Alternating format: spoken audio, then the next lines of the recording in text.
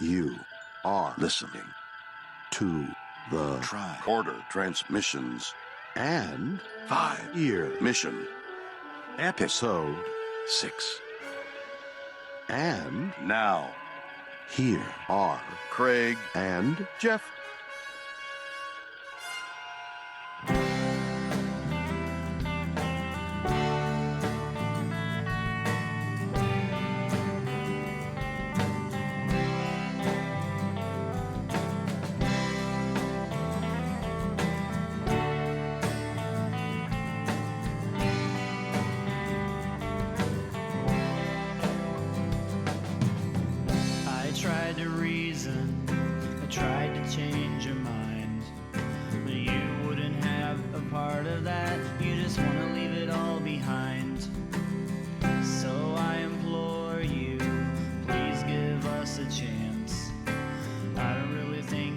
It's Wednesday again, and that means it's time for the next installment of What Are Little Songs Made Of? And this is going to be our first double episode, and we are going to be talking about The Enemy Within and Mud's Women, both tracks written by Mike Rittenhouse. So all 5 members of 5-Year Mission are here once again to talk about these songs. So let's get started with The Enemy Within.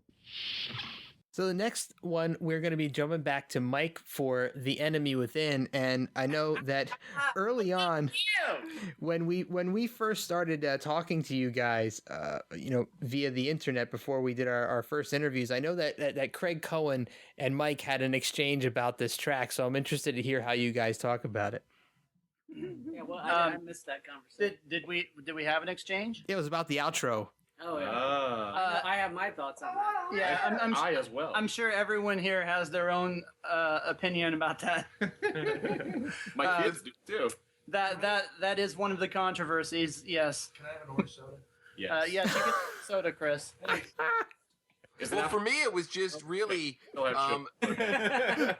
was really showcasing what you guys are able to do with your music in terms of tapping into the emotional core of an episode. And it was actually, having just watched the episode and listening to the song, I don't want to sound corny here, but it was moving. It emotionally moved me to see how the lyrics and the delivery of your music were tying into the themes of the episode. And it was just a great connection. And they, the song enhanced the episode and the episode enhanced the song. And it was really sort of a really wonderful experience for me. I think I remember almost questioning some parts in there with Mike, and he's like, no, he's getting weaker and weaker, and it's just, he was, and I hadn't even paid attention to that fact, and once he said, I was like, okay, I get it now, But yeah, exactly, he purposely kind of wanted to make it, parts of that get weaker and weaker, his falling apart and losing. Well, yeah, so I kind of made the song so that this is when I was still trying to make everything kind of vague so that you didn't know it was specifically about Star Trek. So I thought, well, I'll make this song so it sounds, it could be about Kirk being split in two, but it could also sound like a dysfunctional relationship between a couple. And so like the quiet parts would be like the more soft spoken person in the relationship. And then the louder parts are more like the angry person.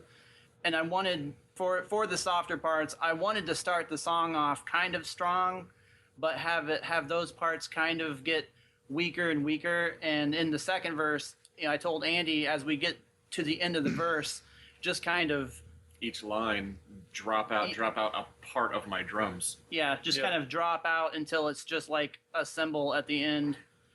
And clever. Yeah, and so that kind of represented that person finally just kind of crumbling because they're so weak and just kind of falling apart. Art. So yeah, the I Wanna Lives is that was definitely controversial. I remember different versions of it as we worked on it. There was one point where it was suggested that we only play through that part once. I stand by that. And And then, we agreed that maybe it could be like 2 times or 4 times. And finally I put my foot down as the songwriter, and I'm like, no, it's gotta carry on. It's gotta fade out and be epic. And I've on the record want to say that it's I am not being facetious at all. I am genuine that it is my favorite. What is it? 3.5 minutes. Yeah, it's like 3 minutes. Yeah. My favorite 3 minutes of all of year one is the whole stretch of that one. It's got a lot of cool guitar work in there. Yeah, my favorite spot on the entire album is in that section between 4:01 and 4:25. So if you want to go listen to that, there's just something that the guitar is doing there. This is really cool. We'll wait. Every time I hear it, say the times again so the fans, the audience is 4:01 to 4:25. So go put on Enemy Within and listen to it. I listen to it backwards. I have two big memories about this song. The first one is that it was one of the 4 songs on the demo that Mike first played me when he asked me to join the band, and this was the song that sold me on it, because I'd actually just watched the episode. And it was totally fresh in my mind. And slightly off topic, this is in fact the episode that has Spock's dog in it. Mm-hmm. That's true, yep. And the other thing is that I really, really enjoyed doing some crazy lead guitar work in the outro of the song. And I believe that was the last thing we recorded. It is the last thing we recorded. And one thing I wanted to also mention about this is that Patrick and I both recorded these epic full guitar parts for that entire ending. Right. And I was going to try and like cut between them or just choose parts that I thought were good, but both were so awesome that I just kept both and I just panned them, one in the right side and one in the left side, so that you can hear both of us playing. And crazy stuff. It's great. They go together really well. I just remember at the end of it, I just wailed in there, making just ridiculous random noises for about 5 minutes, and then at the end, they said, "Patrick, you've been holding out on us." And also, it was completely spontaneous. Like, Patrick and I, neither one of us rehearsed any of those parts before we recorded. We just hit record and jammed, and then we just... I think we did it in one take, both of us. Yeah. One long-ass take. Wow. And I think that's why it's my favorite. So, Mike, did they let you do the full outro when you play the song live? We've never played it live. Never played this song. Never? We played it live. We played it acoustic one time, and it was like we played it. It was at a coffee house. Yeah, we did it twice. Once at a coffee house, we did it, and it was acoustic. And then we did it again at one of the Battle of the Bands with Il Troubadour. Oh yeah. We did it, but it was also just me and Andy, I think, playing. Yeah. Yeah. I play bass on that song, and I do not remember what the I'd have to listen to the song and learn the bass. The outro, it's not like super complicated, but it's kind of weird as far as timing. So these guys have to have chords in front of them to play it. Well, that's because we practiced it maybe 10 times, and we've never played it. It is really a song live. we talk about. Yeah, we've talked about doing it. We just haven't. But yet. it's just like it just takes. It's We going just to have take to some work on it. real Yeah. time and commitment to get it to do it But when we justice. do it, there will definitely be plenty of wailing at the end. All right, so any closing thoughts on The Enemy Within? We want to live. This actually, you know what? The Enemy Within was probably, I didn't, it wasn't my favorite song at first. I wasn't a big fan until I'd listened to it as much as I've listened to it now. It's one of those songs that kind of, you don't catch on to it at first sometimes, or I don't know, maybe this is just my experience, but yeah, it definitely grew on me, and it's become one of the songs that I like the most too. You don't have to say that, Chris. Michael. I told him it sucked at first, didn't I? All right, and now we are on to Mud's Women, also featuring all 5 members of 5 Year Mission. Let's take a listen.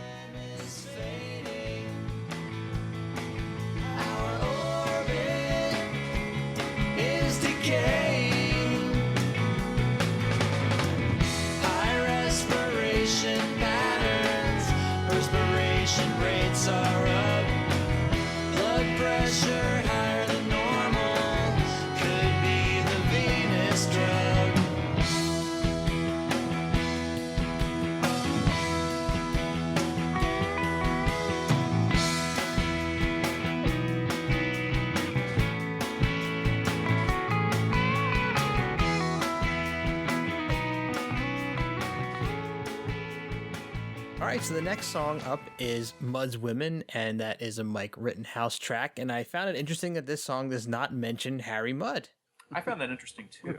Yeah, Patrick was very adamant that I have to work Mud into the song, and I was like, I've already got it written. I was just sad that I didn't get to write it. Yeah, I already had the song written when Patrick joined the band. You got your vengeance. I got my vengeance twice. He was But that's another story. He was a little upset that I had already written the song.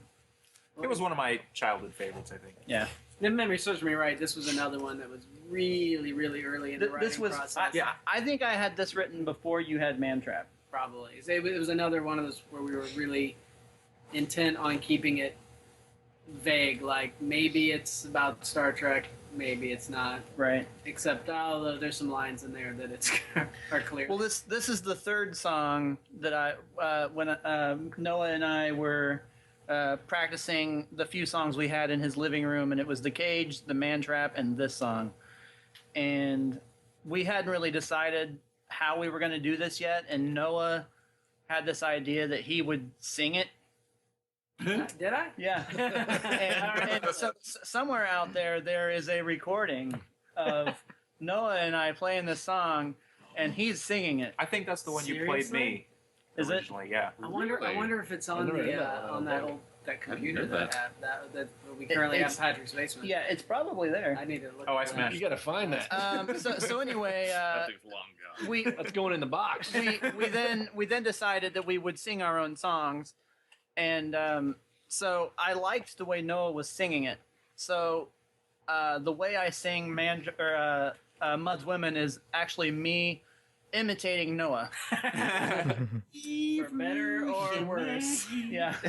So yeah, the way I kind of drag out some of the lines and not quite sing them, just, like, cause my vocal style often is kind of straightforward and just kind of on the beat. And with that one, I'm kind of laying back quite a bit, trying to imitate Noah. I had no idea. I really, until this moment, I had no idea. That's what happens.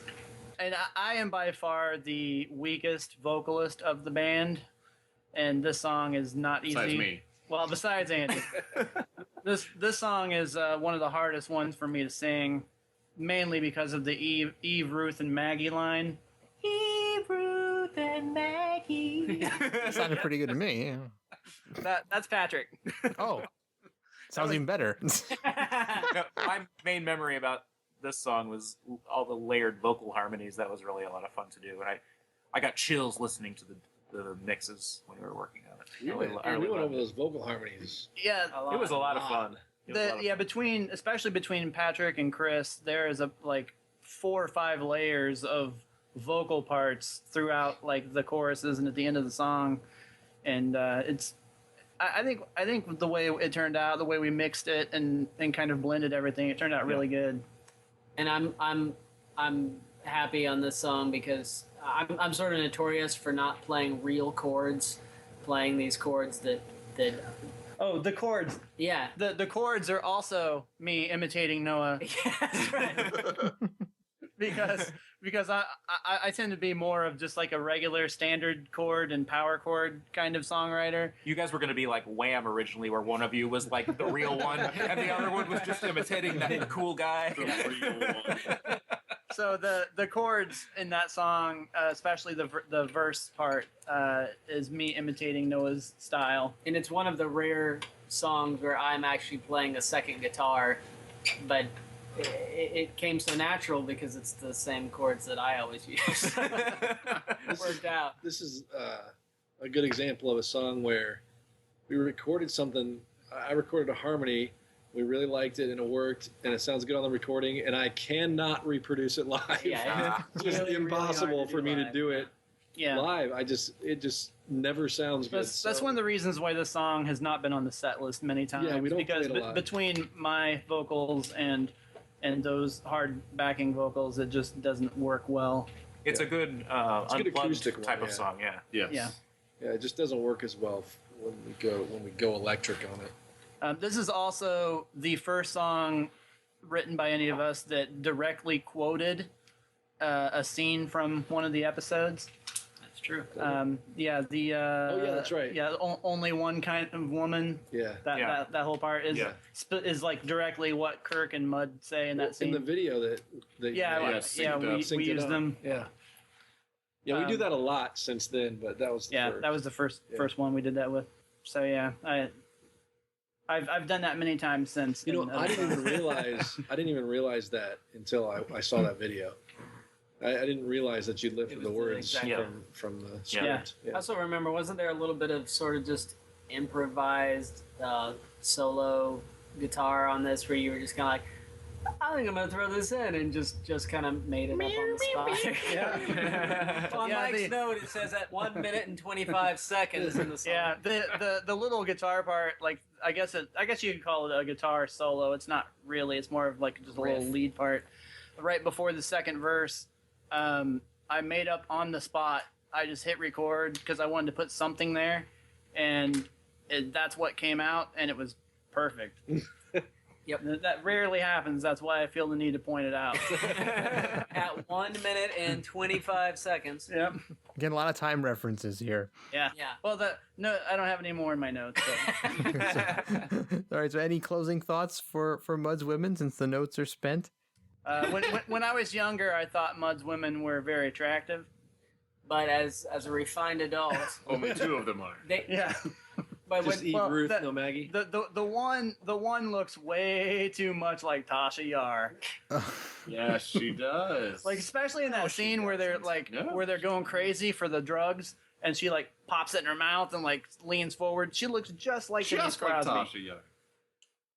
Would any of the three Mud's women be in our top 10 list? Probably not. Probably not. No. I agree. Okay, and that wraps up episode number 6 of What Are Little Songs Made Of. Thanks for joining us for the ride. Always glad to have all of you here with us, and we will see you again next Wednesday for our 7th episode.